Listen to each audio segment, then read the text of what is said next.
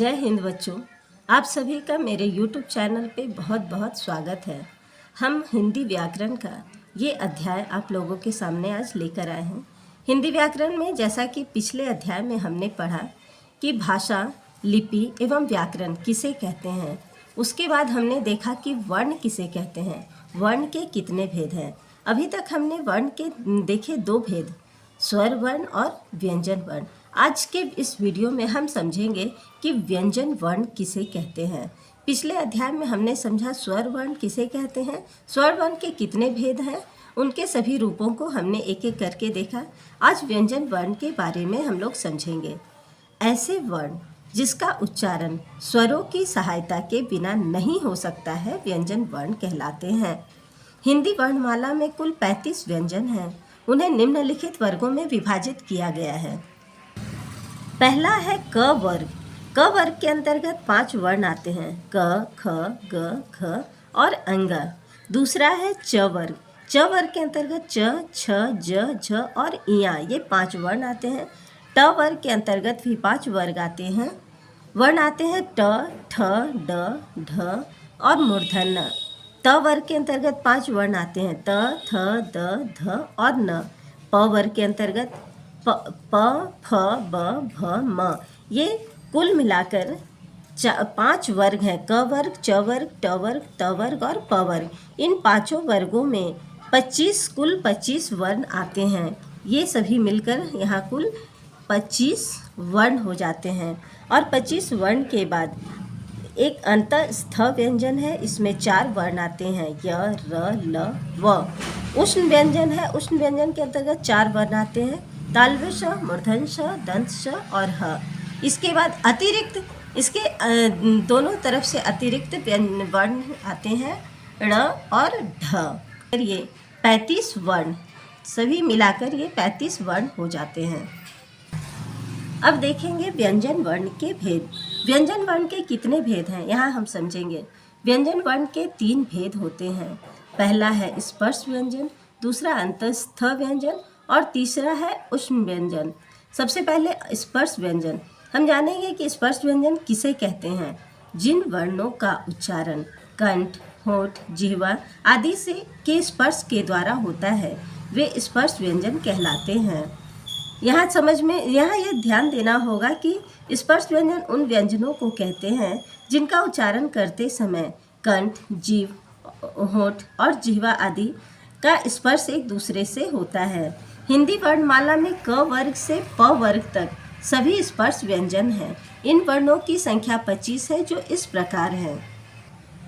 हिंदी वर्णमाला में स्पर्श व्यंजन के 25 स्पर्श व्यंजन कुल 25 हैं।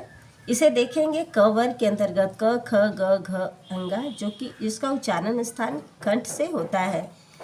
बच्चों एक बार अब खुद से भी दोहरा कर देख लें कि क, ख, ग, घ, अंगा।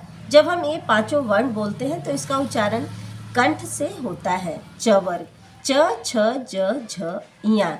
जब हम इन पांचों वर्णों का उच्चारण करते हैं तो इसका उच्चारण तालु के माध्यम से होता है। ट वर्ग ट, ठ, ड, ढ, मूर्धन्य। जब हम इन पांचों वर्णों का उच्चारण करते हैं तो इनका उच्चारण मूर्धा के द्वारा होता है। त वर्ग त, थ, द, ध, न। जब हम इन पांचों वर्णों का उच्चारण करते हैं तो ये दांत, जीवा जो है दांत में सटता है, इसलिए इसका उच्चारण स्थान दंत हो जाता है। प वर्ग प, फ, ब, भ, म। जब हम इन पांचों वर्णों का उच्चारण करते हैं तो हमारे होंठ आपस में सटते हैं, इसलिए इसका उच्चारण स्थान होठ हो जाता है। दूसरा है अंतःस्थ व्यंजन। जिन वर्णों का उच्चारण करते समय जिह्वा पूरी तरह मुख के किसी भाग को भी नहीं छूती है, वे अंतःस्थ व्यंजन कहलाते हैं। इनका उच्चारण स्वर तथा व्यंजनों के मध्य का होता है। ये संख्या में 4 हैं, य, र, ल, व। यहाँ यह याद रखना होगा कि अंतःस्थ व्यंजन की संख्या कुल 4 है, य, र, ल और व। तीसरा है उष्ण व्यंजन। जिन व्यंजनों के उच्चारण में हवा के रगड़ खाने के कारण मुख से ऊष्मा निकलती है, वे उष्ण व्यंजन कहलाते हैं। ये संख्या में 4 होते हैं, तालव्य श, मूर्धन्य श, दंत श और ह। तो अब तक हमने देखा व्यंजन वर्ण। व्यंजन वर्ण के कुल 3 भेद होते हैं, स्पर्श व्यंजन, उष्ण व्यंजन और अंतःस्थ व्यंजन। अब देखेंगे संयुक्त व्यंजन। 2 भिन्न व्यंजनों के मेल से बनने वाले व्यंजन संयुक्त व्यंजन कहलाते हैं। संयुक्त व्यंजन के 4 रूप होते हैं।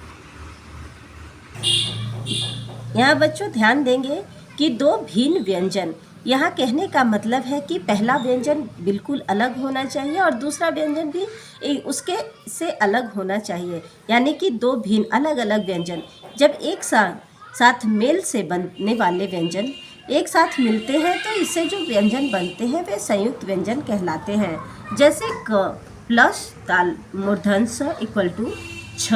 यहाँ देखेंगे क में हलंत लगा हुआ है, यानी कि इसमें स्वर नहीं है, ये स्वर रहित है। क प्लस मूर्धन्य स इक्वल टू छ। इससे इसका उदाहरण है रक्षा, कक्षा, क्षणिक। दूसरा है त प्लस र इक्वल टू त्र। त और र के मिलने से एक नया वर्ण बनता है जो है त्र। इसका उदाहरण है त्रिभुज, त्रिफला, त्रिदेव। तीसरा है ज प्लस इया। ज और इया के मिल से जो वर्ण बनता है वो है ज्ञ। इसका उदाहरण है ज्ञानी, ज्ञात, यज्ञ। और चौथा है तालव्य श प्लस र। तालव्य श और र के मिश्रण से जो वर्ण बनता है वो है स्र। उदाहरण है श्रवण, श्रम, श्रमिक। संयुक्त व्यंजन के बाद अब देखेंगे हम द्वित व्यंजन। द्वित व्यंजन किसे कहते हैं? जब किसी स्वर रहित व्यंजन का उसी स्वर युक्त व्यंजन के साथ संयुक्त रूप से उच्चारण किया जाता है तो उसे द्वित व्यंजन कहते हैं। बच्चों यहाँ ध्यान देना होगा कि संयुक्त व्यंजन में 2 अलग अलग व्यंजन होते थे, भिन्न भिन्न व्यंजन आपस में मिलते थे, लेकिन इस द्वित व्यंजन में 2 एक ही तरह के व्यंजन आपस में मिलते हैं। एक स्वर रहित होता है और दूसरा स्वर सहित होता है, तो उसे द्वित व्यंजन कहते हैं। जैसे क प्लस क। यहाँ ध्यान देना होगा कि एक क में हलंत लगा हुआ है, यानी ये स्वर रहित है, प्लस दूसरा क जिसमें हलंत नहीं है, ये स्वर सहित है। तो स्वर रहित प्लस स्वर सहित दोनों के मेल से जो वर्ण बनता है वो इस प्रकार है। आधा क प्लस क इक्वल टू कक्क, यानी सिक्का, धक्का, पक्का। इसका यही उदाहरण होता है। उसी तरह म प्लस म। यहाँ ध्यान दे रहा होगा म में हलंत लगा हुआ है और इस म में हलंत नहीं है, यानी ये स्वर रहित है और ये स्वर सहित है। जब ये स्वर रहित और स्वर सहित म का मिश्रण होता है तो म की ध्वनि निकलती है। इसका उदाहरण है मम्मी, चम्मच, अम्मा।